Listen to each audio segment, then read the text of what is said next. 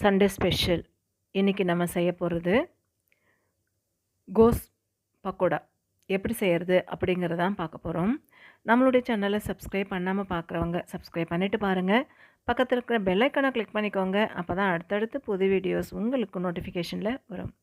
முறுமுறுப்பான கோஸ் பக்கோடா எப்படி செய்கிறது அப்படிங்கிறதான் பார்க்க போகிறோம். நான் வந்து ஒரு 1/4 கிலோ கோஸ் எடுத்திருந்தேன். அதை வந்து சின்ன சின்ன பீஸாக கட் பண்ணியிருக்கேன். இந்த மாதிரி நீள்வாக்கில் வெங்காயம் கட் பண்ணுவோம் இல்லையா, அந்த மாதிரி கட் பண்ணி எடுத்திருக்கேன். கோஸை ஒரு பவுலில் சேர்த்தாச்சு. இந்த மாதிரி கட் பண்ணிக்கணும். இப்போது 1/2 கப் அளவுக்கு அரிசி மாவு, 1/2 கப் அளவுக்கு கார்ன்ஃப்ளவர் மாவு எடுத்திருக்கேன். அதே 1/2 கப் அளவுக்கு கடலை மாவு எடுத்திருக்கேன். 3மே வந்து ஈவனாக எடுத்துக்கணும். அப்போ தான் ரொம்ப நேரம் முறுமுறுப்பாக இருக்குது. சால்ட்டு சேர்த்துக்கிறேன்.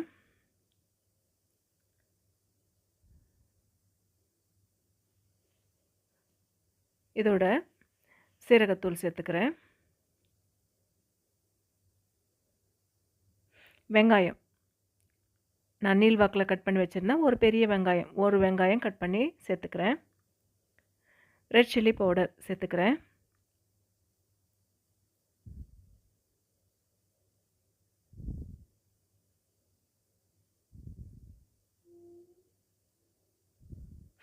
இது எல்லாத்தையும் மிக்ஸ் பண்ணிக்கோங்க. கொஞ்சம் பவுல் பெருசாக எடுத்துக்கணும். நான் குட்டி பவுல் எடுத்துக்கிட்டேன். அதனால் வேறு ஒரு இதுக்கு இதை மாற்றிட்டு கருவேப்பிலை சேர்த்துட்டேன். நல்லா பிசைஞ்சிக்கலாம்.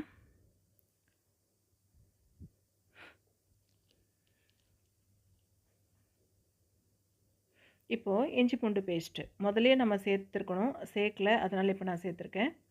இஞ்சி பூண்டு பேஸ்ட்டு நான் சேர்த்துருக்கேன். அதோட கொத்தமல்லி, பொடிசாக நறுக்கின கொத்தமல்லி சேர்த்துருக்கேன்.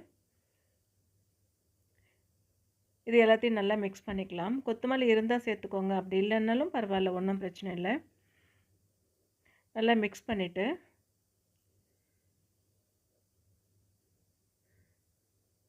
கடைசியாக சூடான எண்ணெய் ஊற்றி இதில் மிக்ஸ் பண்ணிக்கணும். எண்ணெய் காஞ்சிட்ருக்கு. இப்போ இதில் பக்கோடா மாதிரி கொஞ்சம் கொஞ்சமாக எடுத்து எண்ணெயில் போட்டு பொரித்து எடுத்துட வேண்டியது தான். ரொம்பவே நல்லா வந்தது. இதே மெத்தடில் நீங்களும் செஞ்சு பாருங்கள். எப்படி வந்திருக்குன்னு கமெண்ட் பாக்ஸில் கமெண்ட் பண்ணுங்கள். ஒரு பக்கம் வெந்ததுக்கப்புறமா நம்ம இன்னொரு பக்கம் திருப்பி விட்டுக்கலாம். ரொம்ப பெருசாகவும் போட வேண்டாம். வெளிப்பக்கம் வெந்த மாதிரி இருக்கும், உள்பக்கம் வேகாது. அதனால் சின்ன சின்னதாகவே நீங்கள் வந்து கோஸ் பக்கோடா போட்டு எடுத்துக்கலாம்.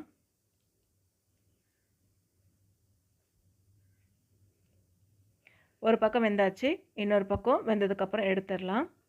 இப்போ 2 பக்கமும் வெந்து வந்துருச்சு. எடுத்துட வேண்டியது தான். சூப்பரான கோஸ் பக்கோடா ரெடி.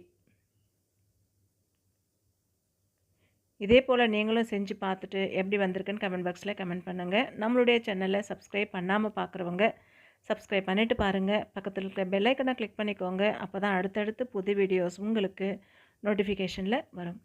கோஸ் பக்கோடா ரெடி.